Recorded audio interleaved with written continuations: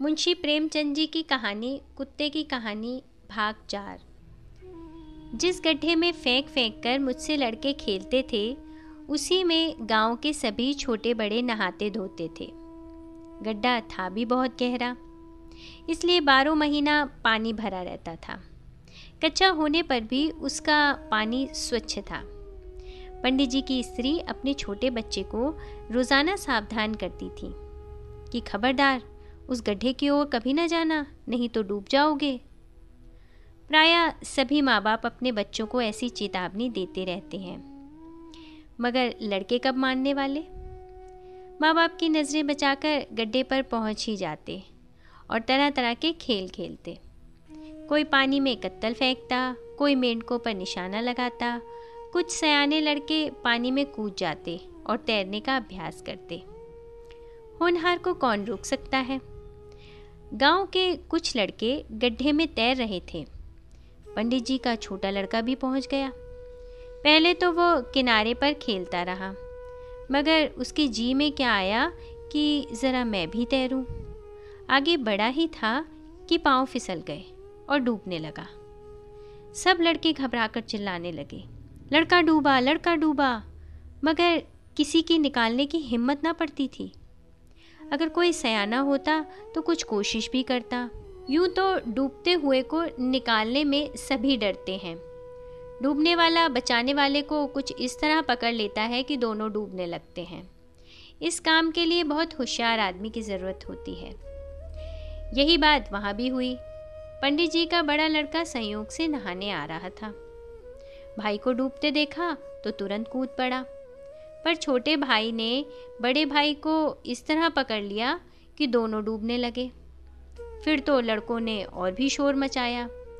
बात की बात में गांव भर में शोर मच गया। रामू और शामू दोनों डूब रहे हैं, चलो निकालो, नहीं तो एक भी ना बचेगा। चंद मिनटों में गड्ढे पर मर्दों और औरतों की भीड़ लग गई, पर कूदने में सब पसोपेश कर रहे थे। इतने में मैं भी वहां पहुंच गया।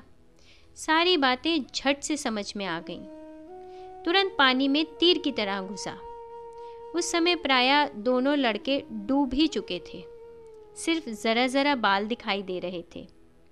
मैंने दांतों से उनके बाल पकड़ लिए और पलक मारते किनारे पर खींच लाया। लोग मेरा ये साहस देखकर दंग रह गए। पंडित जी उस समय किसी काम से बाहर गए थे। संयोग से वे भी उसी समय आ गए थे और आदमियों की भीड़ देखकर बाहर ही बाहर वहां पहुंच गए। क्षण भर में उन्हें सभी बातें ज्ञात हो गईं। फिर तो उन्होंने मुझे उठाकर छाती से लगा लिया। पंडित जी के आने से पहले ही लोगों ने लड़कों के पेट से पानी बाहर निकाल दिया था। वे स्वस्थ हो गए थे। अब तो गांव भर में मेरी खूब तारीफ होने लगी। ये कुत्ता पूर्व जन्म का कोई देवता है, किसी बात से चूका और कुत्ते का जन्म पा लिया। कोई कहता नहीं, इस पर भैरवनाथ का अवतार है। देवताओं की इच्छा ही तो है जिस पर रीझ जाए। उस दिन से पंडित जी मुझे अपनी जान से भी अधिक प्यार करने लगे।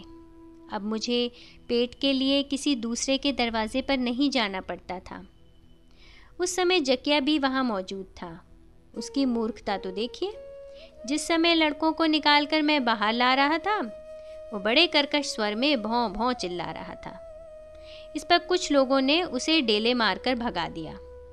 ठीक ही था, कहाँ तो घबराए हुए लोग लड़कों की जान बचाने की कोशिश कर रहे थे, कहाँ वो व्यर्थ चिल्ला रहा था।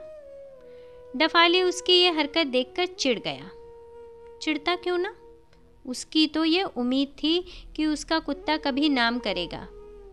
उसने उसे खिलाने पिलाने में कोई कसर न रखी थी, मगर वहाँ पर सबके मुंह से जकिया के लिए दुर दुर निकल रहा था। उसी दिन से न जाने क्यों वो मुझसे विशेष प्रेम करने लगा। जहाँ देखता उठा लेता और घंटों तक मेरी गर्दन सहलाता। उस पर उसे मैं धन्यवाद देना चाहता था, पर सिवा पूंछ हिलाने के और क्या कर सकता था।